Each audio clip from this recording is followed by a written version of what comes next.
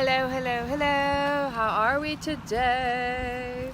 So here we are. It's Saturday. Are you getting your sexy Saturday groove on?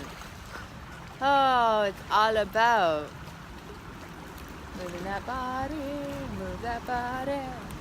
Get out in nature, let yourself free. Move that body. This is my rendition of a dance since I don't have my music with me.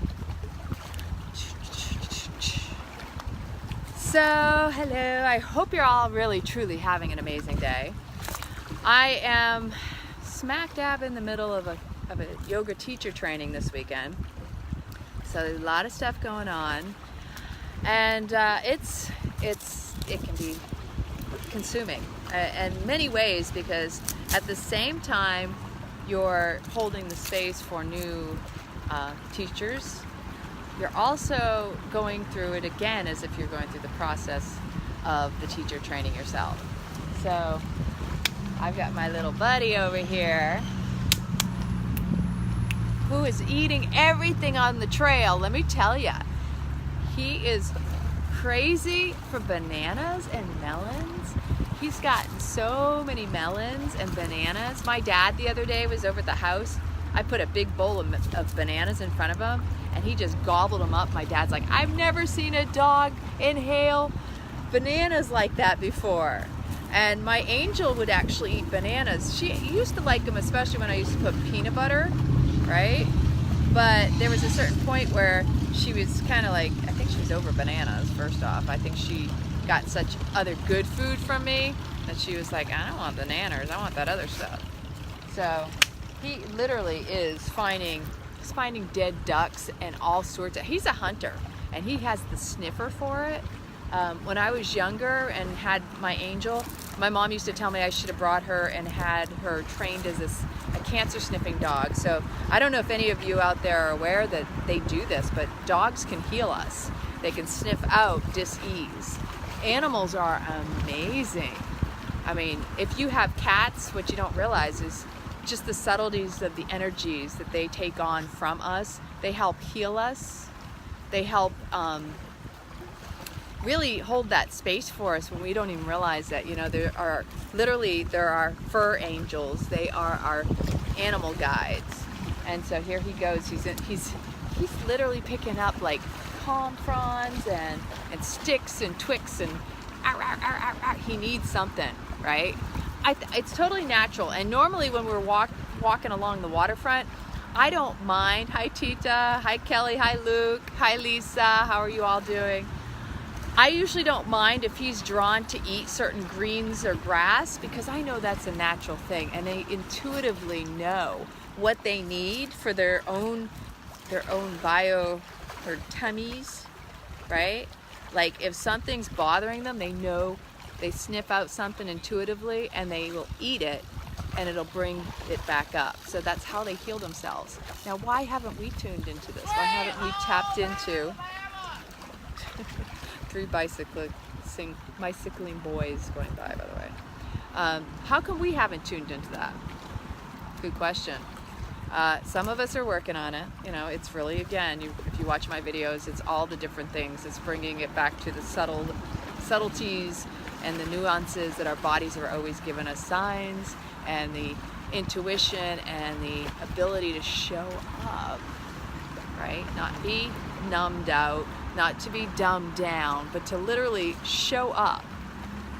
And showing up can look so different. Some people think, well, I'm showing up because you're physically there.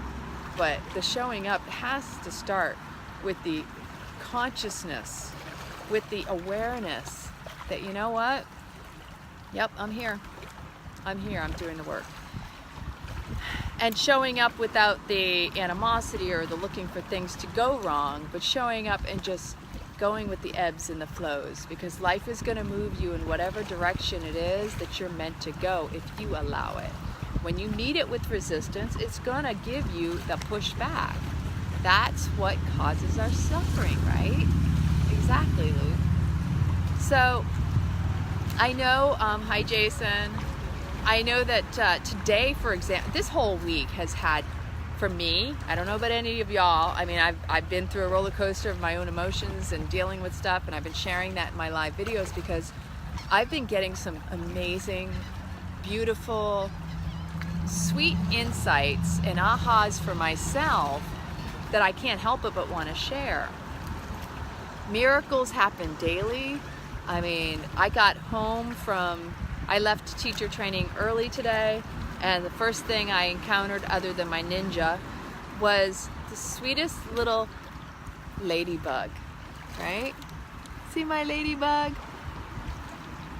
A little red ladybug on the doorstep, on the stairs going up to the front door of the house. And I said, look, there's a ladybug. That's good luck, right? Right? What better way to be greeted when you get home? And then, as I was walking with Buddy, I'm looking around and there's crows, which is one of my totems. It's a major totem, a very intuitive, very keen eye, sense of vision, intuition, right? They can spot things at the most microscopic level. It's amazing. And they're also territorial, and they go, they a community. And then there were, on the way till before this video I started, was this tree, and up in the tree was one of those big white cranes and an osprey on another limb up above it. And I'm like, oh, how cool is that, right? They're just looking over. And in the backyard today, I could hear the cardinal singing. Prettiest sound of a red cardinal, if you've ever heard it. Oh, I just absolutely adore it. And usually I have the screeching of the blue jays in my trees, but lately I seem to be noticing the red cardinals are just singing a beautiful song. So here's how my day started. Yesterday I was trying to prepare, knowing that it's Mercury retrograde, that there are delays, there are change-ups, switch-ups, people's stuff is coming up, there's mechanical issues, there's electronic issues, miscommunications, delays, transportation, all sorts of stuff is affected by Mercury. Well, Mercury is all about communication, right? So I arrived this morning at the studio, and I actually felt this coming. It wasn't that I anticipated or I expected it. I just had a sense about it. And there's a subtle line to how we manifest, and then there's the guidance of how things unfold for us. And in this particular case, I've been seeing it coming to a point where I will be coming in to teach or lead, because sadhana is really not a teaching. It's not like I'm teaching a class. It's a leading, guiding everyone through the morning sadhana, which is about 2.5 hours. And on Tuesday, I was asked to lead it for next Tuesday. So I said, okay, yes. And I knew I needed kind of a refresher, even though I go every Tuesday morning and most Saturdays. So I showed up this morning and there was nobody there. And I had already reached out asking the individual who's supposed to be leading. And you know what? Something may have happened. I never try to assume anymore or try to get upset about it. In fact, a year ago, I was in a different space. I know how I watched myself, and I was catching myself when I was doing it last year where I would get upset. But what I notice in this particular unfolding is this is a position that I know my soul has been guiding me toward and bringing me. It's an unfolding. It's not that anything is bad or that someone's not stepping up or showing up. This is actually my soul showing up, me showing up in my life. And that I saw that and I said, you know what? I could either leave or I can step up. I can step into this and show up into it. This is a role that my soul is calling, and I'm here to show up and embrace it, right? So I didn't have the code on me, so I sent out a couple text messages, and before I knew it, I had the code, and I opened up the door and I went in and I got everything started, and nobody else showed up, which is perfectly fine. I did the sadhana on my own. I had the information I needed. I already knew what it entailed. I had everything on my my phone. I have all the music, all the chants, because there are a set order of chants that occur that you do. And it was beautiful. It was a beautiful sadhana. And I will be leading it next Tuesday morning, so I'm all prepared to do it now. And it got me more excited, because I know that was meant to happen. That was meant for me to show up. That was meant for me to step into that role, because let's say my soul has been training me, you know. Today's theme, showing up, is so much deeper than a physical showing up. It's literally like, when life shows up to you, how are you gonna show up? And I mean in the form of, how do you react? How do you respond? How do you really end up being when things feel out of sorts? Can you find the flexibility and the ease to work through things? Or are you resisting it and causing your discomfort? And again, that resistance, the persistence, the pain, and the suffering. And I sat there in sadhana going, wow.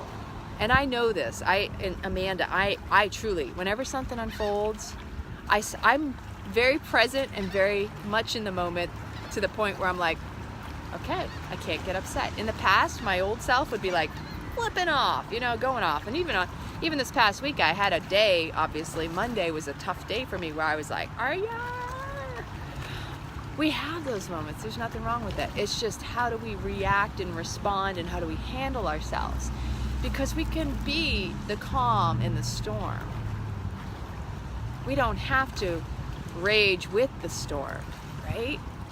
So just showing up in your glory, in your power, in your soul's destiny, when it's your time to show up, the question is, are you gonna fold, or are you gonna grow up? Show up to grow up, and I mean grow up into your soul. Grow into your purpose and your path and what is meant for you to step into. It wasn't meant for anybody to say this person didn't do what they were supposed to, or what they, again, that's part of their journey. It's not my place to judge it. It's not my place to go, they didn't do this, or point fingers, because guess what? I saw the opportunity. You can see it as a problem, or you can see it as an opportunity. And in this particular case, I saw it as an opportunity, and I was blessed and grateful and honored that I was able to step into it. And so whatever was going on, totally irrelevant. No story needed, no explanation or excuse. You send blessings that the person is in a good enough space that they're okay, because you don't know if something bad happened. But you don't point fingers ever, because you never know what someone else is going through. And if you're the higher person and you're in a place to where you're able to witness the opportunity, that in itself means you're meant to step into it. If you deny yourself that opportunity, now that's where you're taking like those 10 steps back. We can move forward, or we can go backwards. And in this case, I was very grateful to step into it. And as a result, I felt more in bliss and more at ease and prepared for next week, right? Exactly. It's an attitude of gratitude. It really is seeing the blessings.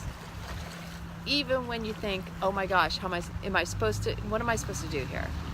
Because in the end, I also was anticipating, not attached, that there would be more support today. And you know what? It always ends up working out. Sometimes when there's only a couple people and you're left holding the bag, the question is whether or not you turn around and you whine about it. Hey, gotta stop the buddy butt. Hey, he is literally eating the chips, the wood chips, everything. It's crazy. Like as if he doesn't get enough food. Hey, come over and stay with me. If you're whining about things, how are you gonna grow? No, that's gonna hold you back, and that's not an attitude of gratitude. In fact, that's just ego. Like, look at me.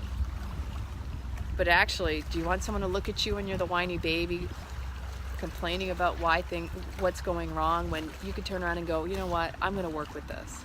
Because the flexibility in your showing up is where your power is. The stepping into it. Has anybody else had any beautiful experiences today like this? But I had been reflecting as a result that this was coming. I knew that I was going to be taking on a more, what I feel is more leadership role oriented, more, not just visibility, you know, you all see me, but also like in my community here locally, because I have been in my own mind craving it. You know, like, you just know you're ready for the next step, and feeling like others are actually looking to you to take the next step, or anticipating that they can count on you a little bit more, put on more responsibility, take on more responsibility. And in my community, I do a lot. Seva, they call it. Seva is also called service. Sorry about that. I'm trying to get this to lighten up, right? Can y'all see me very well?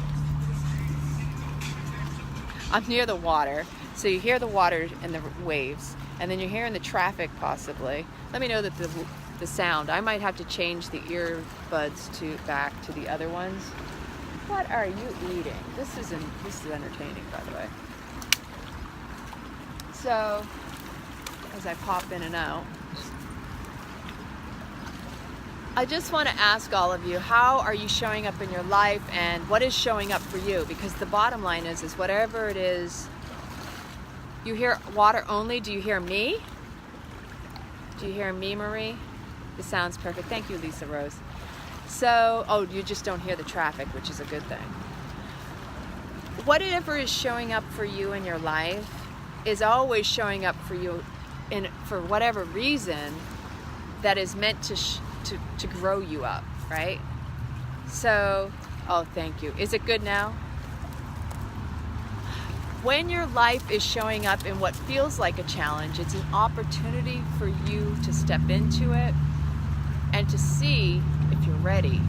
And if there is that opportunity, how ready are you to own that evolution, that growth into the more powerful, more, what's the word, leadership role, or whatever your purpose may be.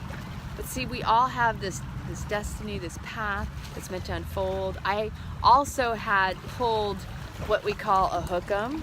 If you've watched me on Mondays, it's a journal hookum. But on Mondays, I usually pull the journal hookum. But today, during sadhana, we pull a hookum out of the Japji, which is Guru Nanak's prayer.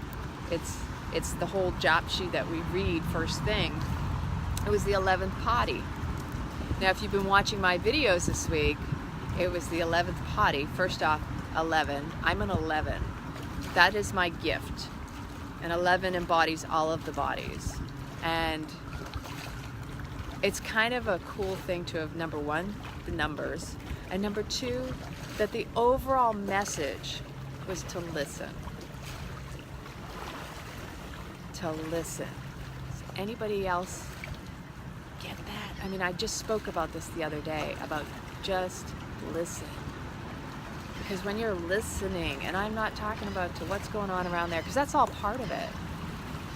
It's listening within, going within, hearing your inner voice, tapping into your body's wisdom. It's the senses, the intuitions, the hearing, the seeing, the smelling, the tasting, the touching.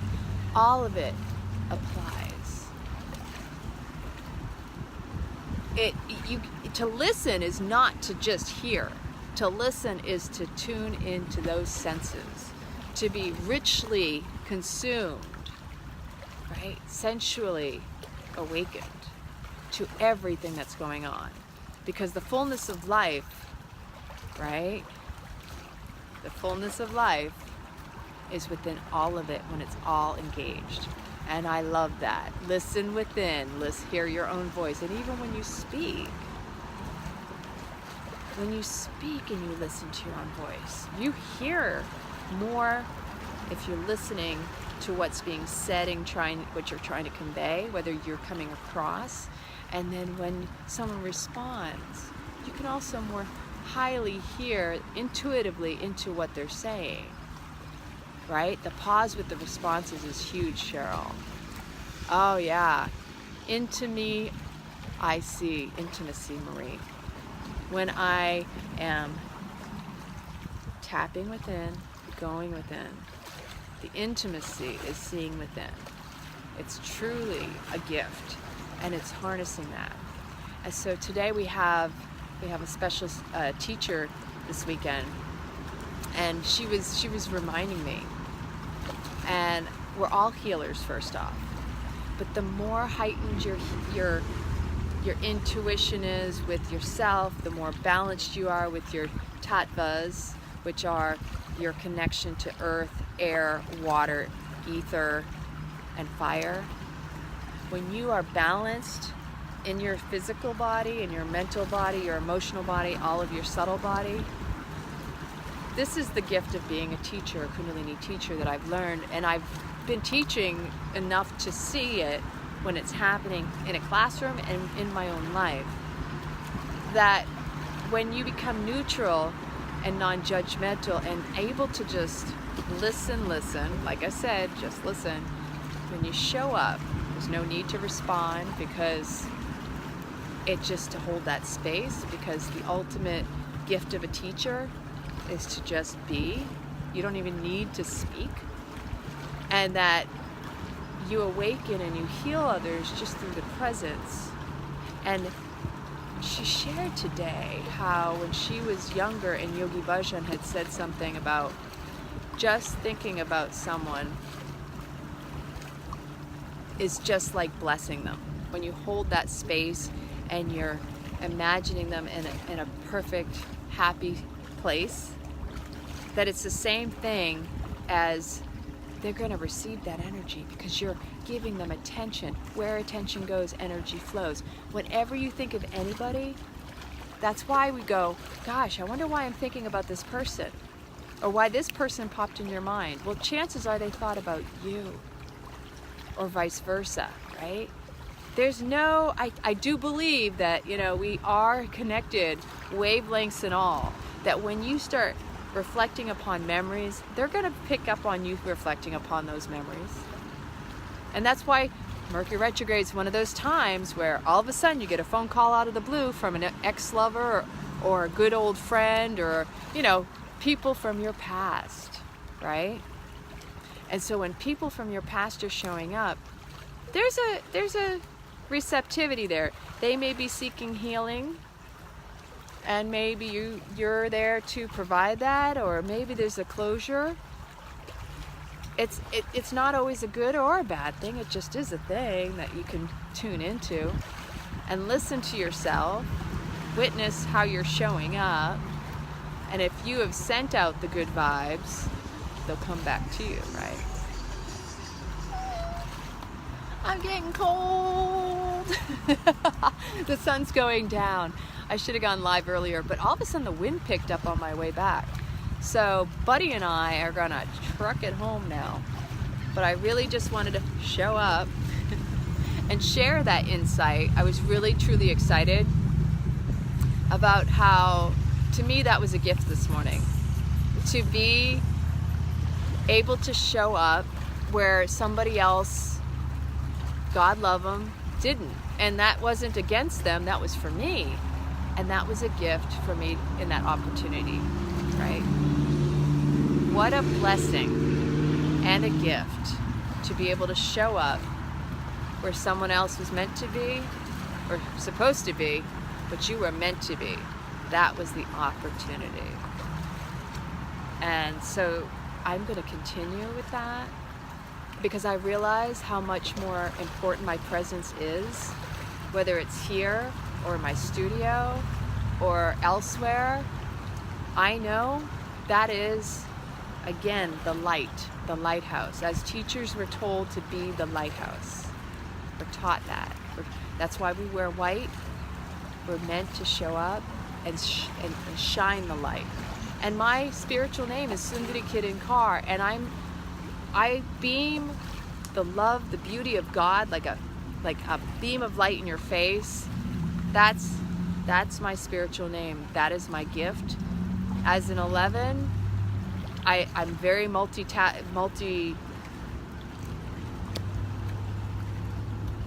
I've got a lot of gifts, and I'm more than willing to share, and they're all going to be coming out more and more over time. So I hope you all have an amazing day, evening. There's a nice little seafood fair up the street in Dunedin tonight, I noticed. Buddy was sniffing the fishies on the side of the path. So have a wonderful evening. I love you all. Yes, just being in someone's presence, you can uplift. And just thinking about people, when you just send out those blessings, and trust me, all of y'all are getting my blessings and my love, and I hope you feel it daily, because I'm constantly keeping you in my heart and in my prayers. So if someone wants to share this video, spread the love.